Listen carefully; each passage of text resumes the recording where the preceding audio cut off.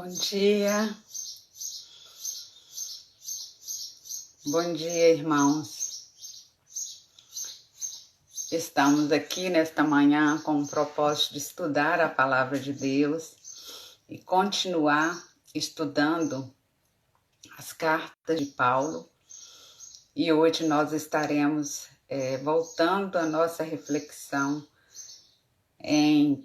no primeiro capítulo da primeira carta escrita por Paulo a Timóteo.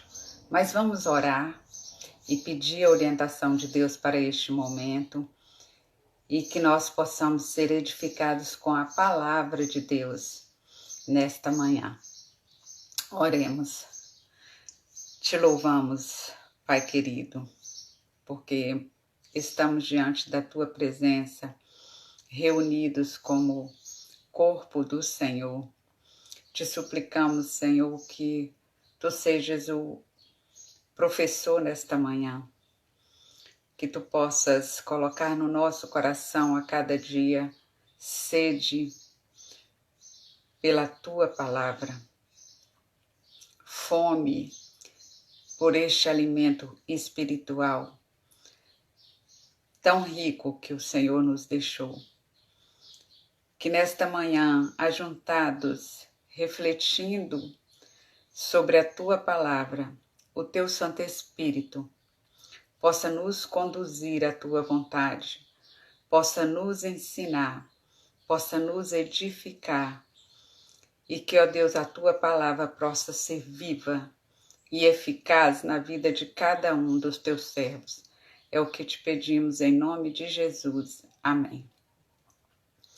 Amém, irmãos. Bom, os irmãos, não sei se todos viram, nós colocamos no grupo da igreja o material que a gente vai estar estudando nesses 4 meses. Se algum irmão não viu, não pôde acessar, o irmão pode fazer contato conosco que nós estaremos disponibilizando esse material. Nós entregamos algumas revistas, não compramos todas as revistas, né? Porque não estamos assim tão juntos e precisando disso. Então a gente dividiu essas revistas em algumas famílias e para aquelas pessoas que têm mais facilidade, né, na área digital, nós colocamos lá no grupo da igreja. Então, se você por acaso não visualizou, você nos informe que a gente repete esse material. Estaremos estudando esses 4 meses as cartas escritas a Timóteo e a Tito. Hoje nós vamos nos ater ao capítulo 1, estaremos estudando um capítulo por domingo. Então vai ficar mais compacto, mais fácil da gente assimilar, né? E Paulo destina a Timóteo uma tarefa desafiadora. Ele foi convocado a estar ali na igreja de Éfeso para combater falsos ensinos. Aprendemos como que era o perfil de Timóteo no domingo passado. Ele era um jovem encorajador, conselheiro, discipulador, solidário. Então, uma pessoa indicada para estar ali doutrinando aqueles irmãos, reafirmando, reforçando na mente deles a verdadeira doutrina. É o tema da nossa lição hoje, está a doutrina verdadeira. Então, essa era a função de Timóteo ali, reforçar na mente de cada um, doutrinar aqueles irmãos para que eles pudessem compreender as características da doutrina verdadeira. E hoje é o nosso desafio. Os tempos mudaram, mas o desafio dos nossos dias não é diferente do desafio de Timóteo. Continuamos, né, sendo invadidos, sendo cercados por falsos mestres, por falsas doutrinas, por falsa fé. Vivemos também dentro desse contexto.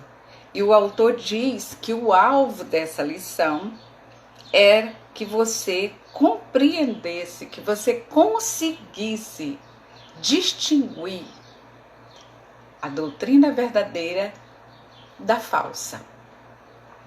Então, este era o propósito de Timóteo, esse é o nosso propósito como Igreja do Senhor, vivermos, apresentarmos e ensinarmos a doutrina verdadeira.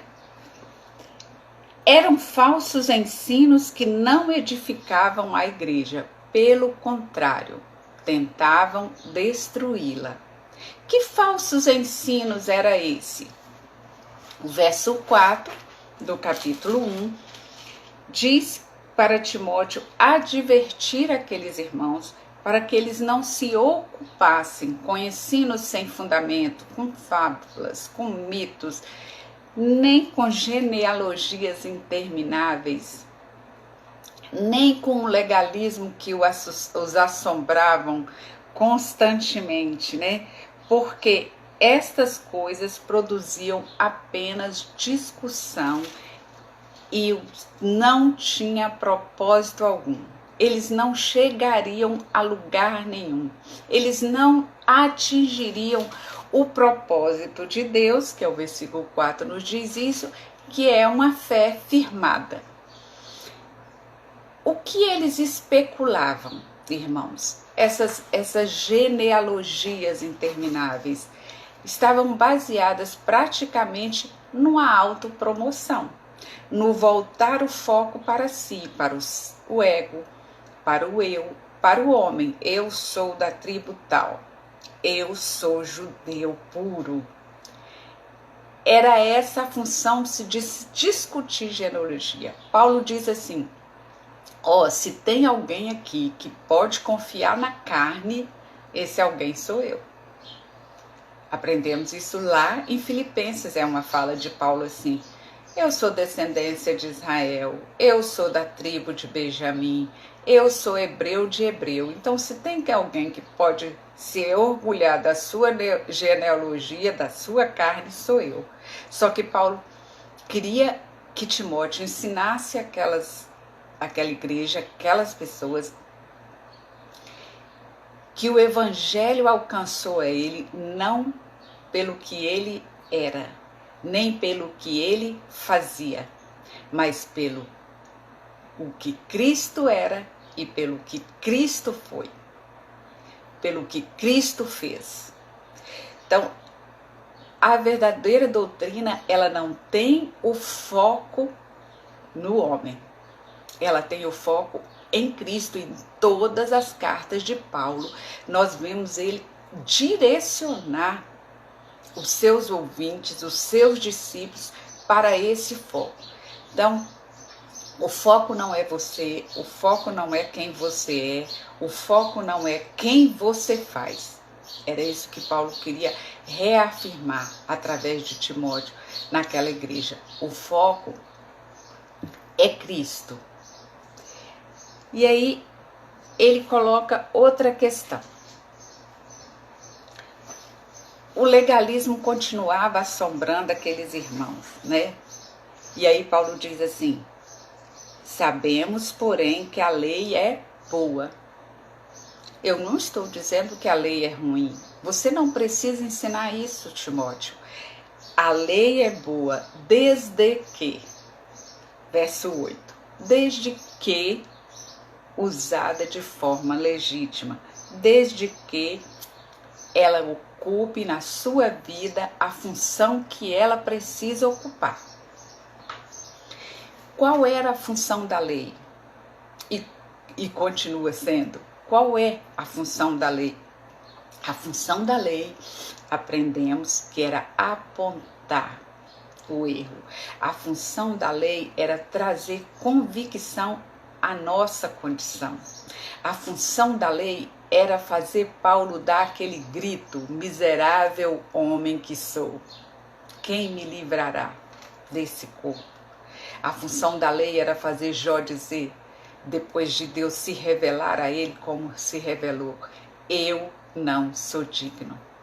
Esta é a função da lei, irmãos, nos mostrar a nossa humanidade, a nossa incapacidade de acertar. E para isso, Deus traz Cristo na nossa vida. E Paulo queria trazer Cristo na vida daqueles irmãos, tão somente Cristo. Paulo diz: a lei não é feita para o justo. A lei é feita para o transgressor.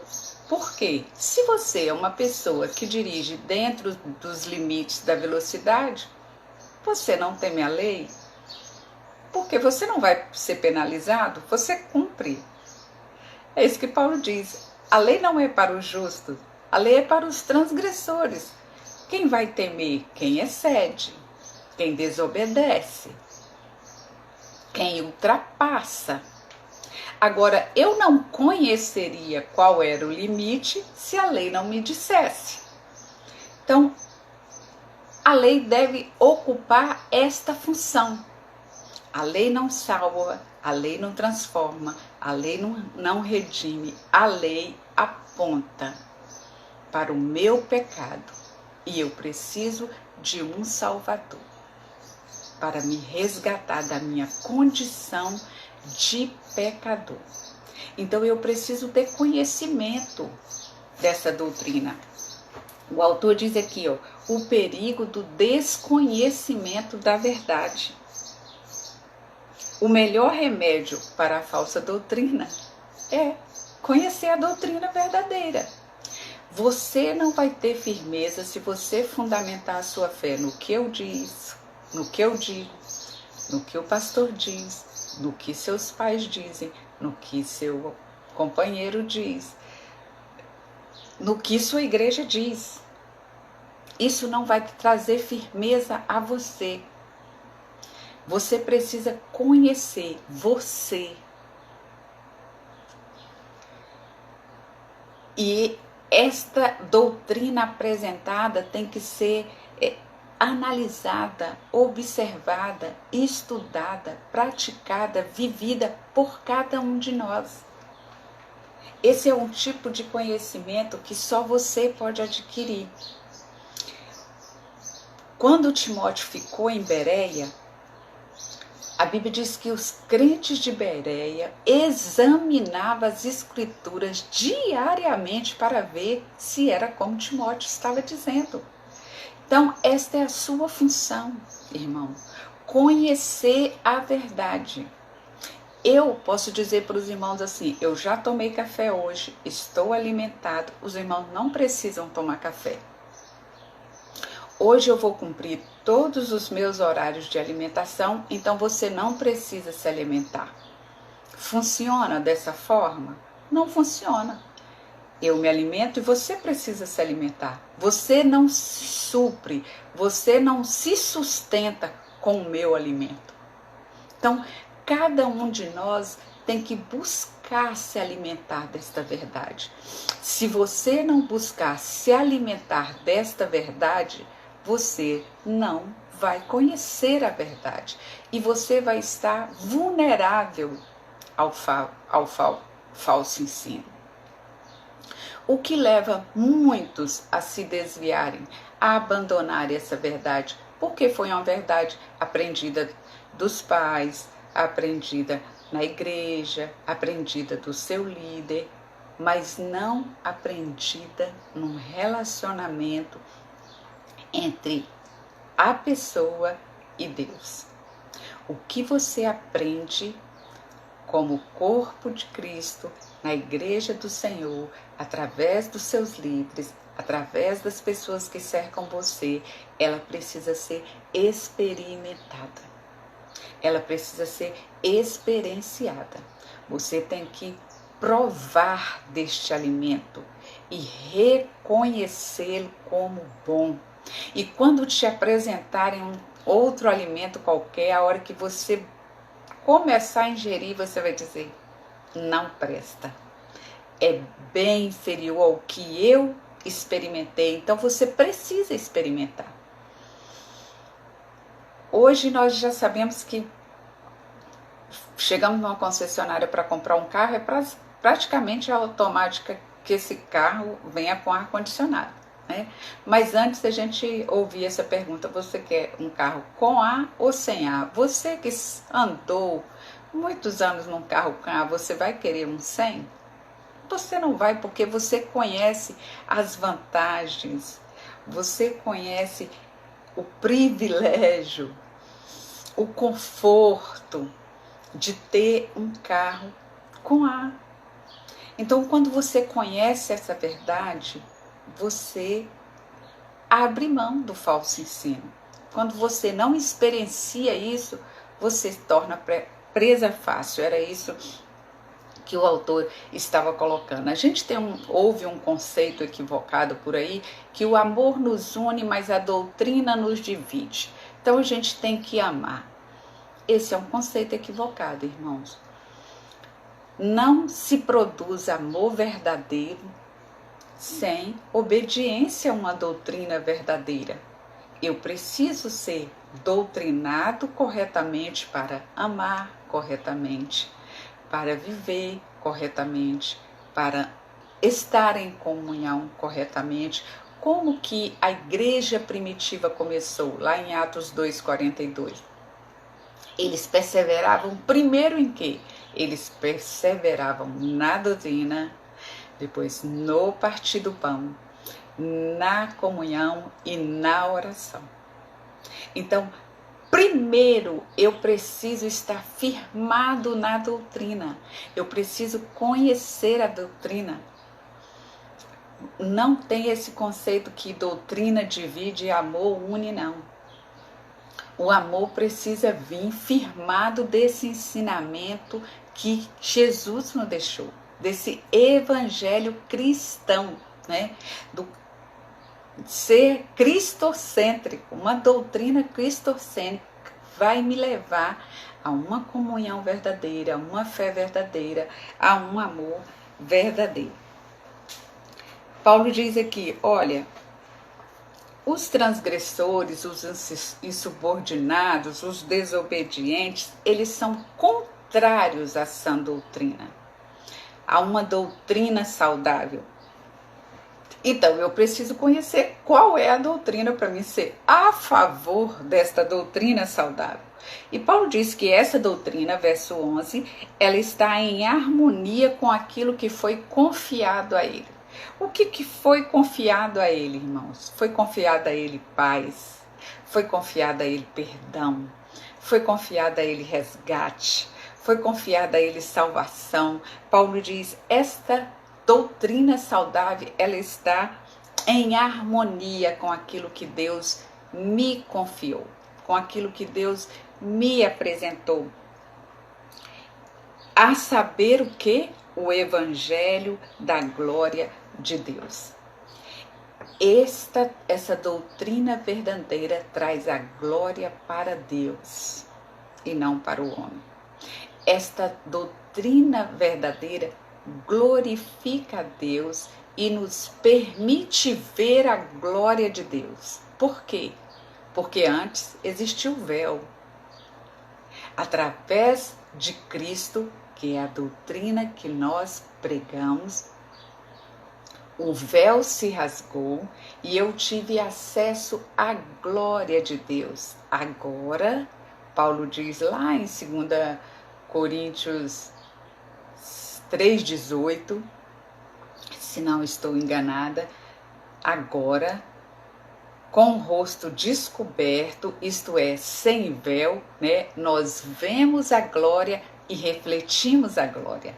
E somos transformados de glória em glória, até nos tornarmos cada dia mais parecido com Ele.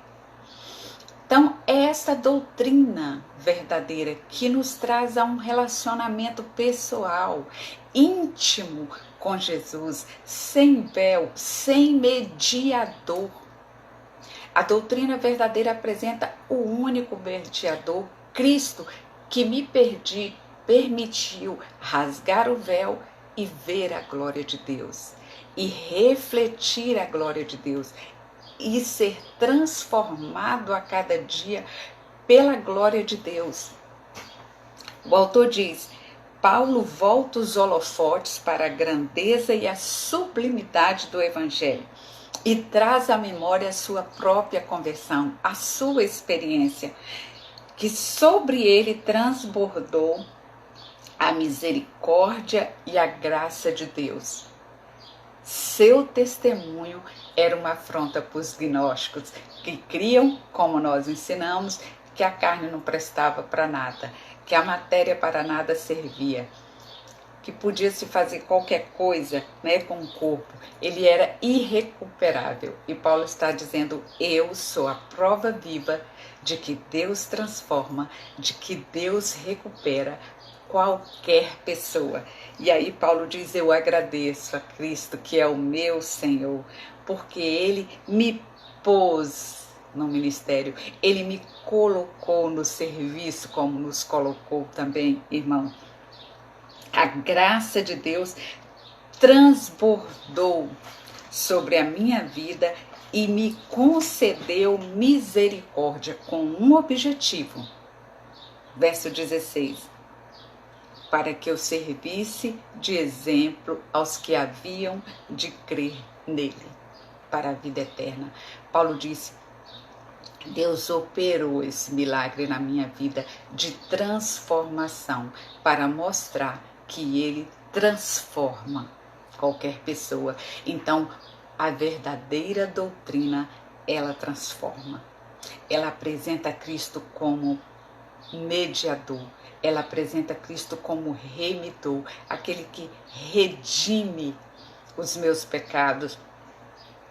Ele diz assim: olha, vocês eram esses transgressores, lá em 1 Coríntios 6, vocês eram essas pessoas, mas agora vocês foram lavados, mas agora vocês foram santificados, mas agora vocês foram revestidos pelo sangue de Cristo. Então, esta doutrina verdadeira, ela tem a função de nos transformar. Se esse ensino não tem transformado a sua vida, você precisa avaliar o que você tem feito desse ensino. É o ensino do Evangelho verdadeiro? Se é, ele precisa estar causando transformação diária, irmãos. Não única. Essa transformação é como está escrito lá no capítulo 3. Ela é de glória em glória na imagem de Cristo. Amanhã eu serei mais parecido com Cristo. Depois de amanhã eu serei mais parecido com Cristo. Esse ensino, ele tem esta função de confrontar os meus erros e de desviar o meu curso para o caminho reto, estreito, mas reto. Ele diz: esta doutrina apresenta Cristo como Salvador. Esta palavra é fiel. Esse ensinamento é digno de toda aceitação. Qual é esse ensinamento? Cristo Jesus veio ao mundo para salvar o pecador. Não importa a sua condição. Paulo diz: eu era blasfemo, eu era perseguidor, eu era arrogante. Olha que ele diz aqui que eu era tudo isso, mas Cristo derramou a sua misericórdia. Ele concedeu a mim misericórdia para provar a todos o poder da transformação. Esta é a função, né, do Evangelho. O que Paulo queria reafirmar com isso, além de combater a doutrina gnóstica, combater o legalismo. Você é o que você é, não pelo que você faz, não pelos seus méritos, nem pelos seus esforços. Você é o que você é, pelos méritos de Cristo, pelo esforço dele, pela obra dele, pela graça infinita dele, pelo amor incomparável dele sobre a sua vida. Esta é a doutrina verdadeira, a doutrina que diz para você que existe outro mediador nesse relacionamento. Não é uma doutrina cristocêntrica. A A doutrina que diz para você que você conquista a vida eterna pelos seus esforços, pelo seu realizar, não é uma doutrina verdadeira. Era isso que Paulo queria afirmar com estes ensinos na igreja de Éfeso. E ele continua aqui: diante desta obra maravilhosa que Cristo fez na minha vida, o que eu posso fazer? Verso 17. Eu só posso me tornar um verdadeiro adorador ao Rei dos séculos, imortal, invisível, ao único Deus. Seja honra, seja glória para todo sempre. É reconhecimento, é rendição. É isso que Deus espera da obra que Ele realizou na nossa vida. Ele nos resgatou, Ele nos salvou, Ele nos transformou para nos fazer um verdadeiro adorador. E Paulo reconhece isso e rende essa adoração a Deus e faz uma recomendação muito séria a Timóteo. O êxito do ministério, diz o autor, dependeria que Timóteo vivenciasse estes princípios que Paulo estava ensinando. Que princípios eram esses? Paulo diz: olha, Timóteo, eu vou dirigir uma orientação para você. Existem versões que chegam a dizer um mandamento, uma ordem. E é imperativa, é uma ordem. Trava o bom combate.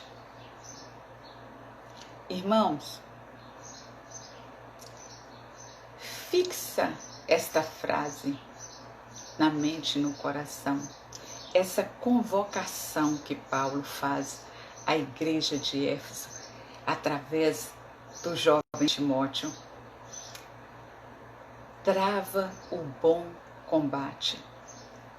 Imagine-se Paulo olhando para nós, segundo a Igreja Batista em São Mateus, e ouvindo esta palavra: trava o bom combate. O autor diz aqui: obediência não é opção. Somente pela obediência o servo alcança a aprovação do seu Senhor. O que é travar? É segurar firme. Não vai ficar bambo, né? A gente diz assim: está travado, está firme, está seguro. Então, o que o texto nos convida é estar seguro, é estar firme nesse compromisso que nós abraçamos com o Senhor, nessa doutrina que nós escolhemos aprender e servir, nestes ensinamentos preciosos que Deus nos deixou através da palavra.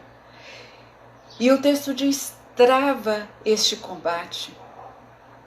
Não permita que nada, que nenhum falso ensino, que nenhuma brecha seja aberta na sua vida de forma a esta trava se afrouxar, ela balançar, ela deve se manter firme. A Bíblia diz: quem lança a mão do arado faz o quê, irmãos? Não olha para trás. Porque aquele que olha para trás não é digno. Então nós precisamos, que já colocamos a mão nesse arado, seguir em frente, travados nesse combate. Paulo diz: eu travei esse combate até o fim, combati o bom combate da minha fé. Nós aprendemos domingo passado: eu não abro mão. Então, perdão, irmão. Ele diz aqui, ó, perseverança é inegociável na doutrina verdadeira. Eu preciso perseverar, e perseverar é não se dobrar. Perseverar é lutar até o fim. Perseverança gera em nós o que? A esperança. Paulo nos ensinou, e a esperança não nos decepciona, porque a nossa esperança está em Cristo, ela é Jesus, e Ele nunca nos decepciona.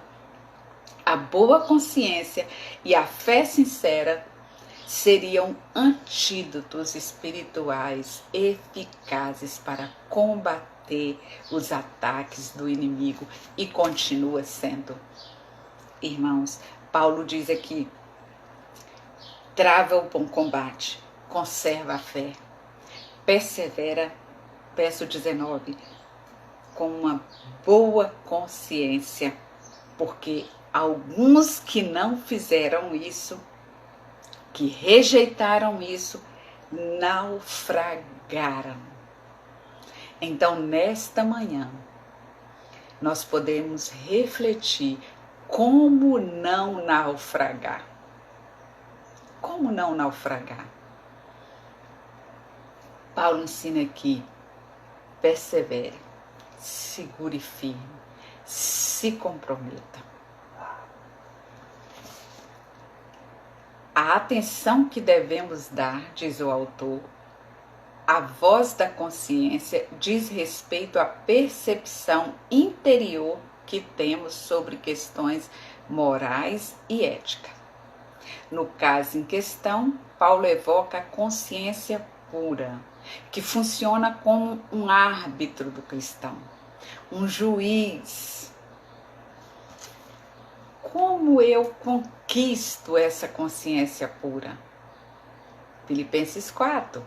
Tudo que é verdadeiro, tudo que é honesto, tudo que é puro, tudo que é de boa fama, nisto pensai, e seja isto que ocupe o vosso pensamento.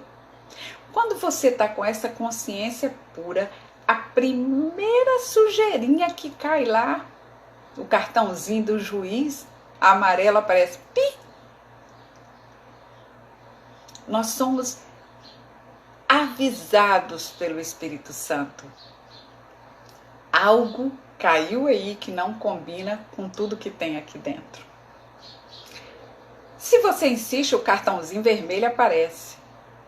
Como Paulo diz aqui, ela funciona como nosso juiz, o autor diz aqui. Ela é o nosso árbitro. Então, o que eu preciso fazer? Manter esta consciência pura, sempre limpa. Irmão, se você chega num ambiente sujo, você nem importa. Sujar mais um pouco, tá sujo mesmo. Não é assim? Agora, se você chega até na sua casa mesmo, está, nem é na casa do outro, até na sua própria casa, se você chega e está tudo limpo, está tudo organizado, você fica constrangido até de entrar com um calçado sujo, você deixa na porta, agora então que deixamos mesmo. Você procura guardar os seus objetos no local certo, porque tudo está limpo, e o primeiro destaque de desordem ou sujeira, ele vai aparecer. Então, este era o verdadeiro antídoto que Paulo indica para Timóteo. Uma consciência pura, uma consciência limpa. Ela traz segurança, ela traz perseverança, porque ela está firmada no que é verdadeiro, e a primeira gotinha de falso que aparece, ela é identificada e lançada fora. A fé sincera é uma entrega pessoal, aquilo que nós dizemos. Eu não posso fazer essa entrega por você. Essa fé sincera sou eu que conquisto, você que conquista através do conhecimento desta doutrina verdadeira. Alguns naufragaram, nós colocamos como não naufragar. Imagine como um navio não naufraga. Nele não há brechas, nenhuma, nem um buraquinho, porque um só o torna vulnerável ao naufrágio. Não permita brechas na sua vida. Irmãos, limpe esta mente todos os dias, para que nada atrapalhe esta comunhão entre você e Deus, essa entrega pessoal entre você e Deus. Como não naufragar? Tirando o excesso da minha autoconfiança, porque o Titanic naufragou, confiado na sua potência, nada imaginava eles, que afundaria aquela embarcação. Eu preciso saber que a minha confiança não pode estar depositada no meu fazer, no meu realizar. A minha confiança tem que estar firmada em Cristo Jesus. Eu preciso eliminar as cargas. Não coloque carga além daquela que esta embarcação suporte. Seja zeloso. Limpe esta mente para que Deus conduza a sua vida de forma a estar sempre firmados, sem brechas, sem excesso de carga e sem excesso de confiança. Sejamos cuidadosos, zelosos. O autor diz: qual é o segredo? O segredo é a prevenção. Como eu evito um naufrágio? Me prevenindo. Ele diz: Alexandre e Emineu, que eles citam aqui, que naufragaram na fé a ponto de Paulo entregá-los a Satanás, a ponto deles estarem entregues à própria sorte, ao engano. Ele diz, o autor, eles estavam entre o cristão, ouviram o evangelho, mas se deixaram levar pelo engano. Então não basta eu estar entre vocês, não basta eu ouvir, eu preciso perseverar, eu preciso manter a mente limpa e a fé firmada. No primeiro capítulo, a gente vê Paulo orientando Timóteo a advertir aqueles irmãos, a discipular aqueles irmãos e a viver, a ser exemplo como Paulo era. Timóteo é convocado: Timóteo, eu estou travando este combate, você trava este combate e viva. Irmãos, eu gostaria de ler, porque a mente pode faltar, alguma palavra, e eu gostaria de ler esse texto para ele ficar bem claro nas nossas mentes, que se encontra em Tiago, capítulo 1, verso 23, que fala o que Emineu e Alexandre fizeram. Tiago diz aqui: se alguém é ouvinte da palavra e não é praticante, é semelhante a um homem que contemplou o próprio rosto no espelho. Ele se contemplou, foi embora e logo se esqueceu de como era. Entretanto, aquele que atenta bem para a lei perfeita, a lei da liberdade, e nela persevera, não sendo ouvinte esquecido, mas praticante zeloso, ele será abençoado no que fizer. Nós poderíamos repetir esse versículo todos os dias para nós. Aquele que atenta para a lei perfeita, para a doutrina verdadeira, persevera, não esquece, mas pratica zelosamente. Eu preciso atentar, perseverar, praticar, para ser abençoado no que eu fizer. Então, como eu reforço essa doutrina verdadeira na minha vida? Vivendo esta doutrina, praticando esta doutrina, trazendo o transformar da minha mente diariamente esta doutrina, sendo renovado por ela. O que ela nos ensina? Ela nos apresenta Cristo como foco. Ela apresenta Cristo como o único mediador e Senhor. Ela apresenta Cristo como nosso remidor. Ela apresenta Cristo como nosso Salvador. Ela apresenta uma fé sincera, não fingida, um amor verdadeiro e puro, uma mente transformada. Se nós não vivenciarmos isso, nós estaremos desviando da doutrina verdadeira e nós não vamos ser abençoados no que nós fizermos. Porque a palavra está nos ensinando. A gente não gosta de ser muito confrontado. O texto diz aqui, se você se contempla no espelho e logo vai, você esquece. Agora, se você para em frente a ele, irmãos, você começa, tem mais uma ruga. Tem uma manchinha aqui, precisa. O cabelo não tá legal.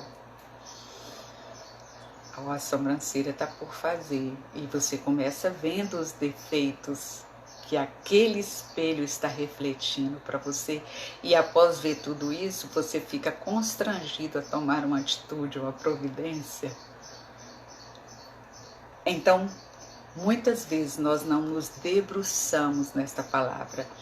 Nós não investimos tempo nela, porque ela vai refletir as impurezas, vai refletir os desacertos, os desajustes, e ela vai nos constranger a uma posição de ajuste, de transformação, de vida nova. E muitos não querem fazer essa renúncia, mas a palavra diz, se você for apenas ouvinte e não praticante zeloso, você não será abençoado. Por quê? Porque você vai naufragar, igual Jesus ensinou. Aquele que apenas ouve e não pratica, tem o seu fundamento na areia, as adversidades inúmeras chegam, diversas chegam, e ele rui. Mas o que está firmado e perseverante na rocha, as adversidades vêm também, porque ele não é diferente, só que ele continua firmado. Ele não, esta casa não cai, esta vida não naufraga, como Emineu e Alexandre naufragaram. Eles estavam entre os cristãos, mas não foi transformado por Cristo. Permita ser transformado por Cristo. Deixa Cristo te transformar através destes ensinos. Esses ensinos, eles não têm a função apenas de consolar o nosso coração, de encher a nossa mente de coisa boa, mas eles têm a função de mudar a nossa vida. 2 João, capítulo 1, que é único, né?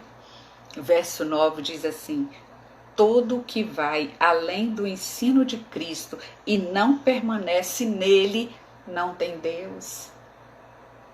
Não sou eu que estou dizendo, irmãos, é a palavra.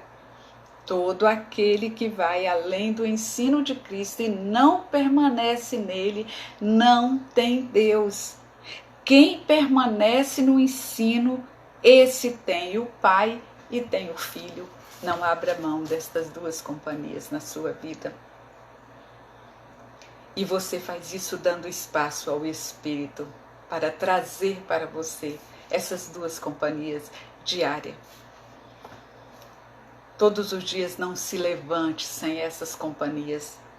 O autor aqui conclui: o propósito da doutrina verdadeira é fazer com que nós, os cristãos, não se desviem do seu alvo.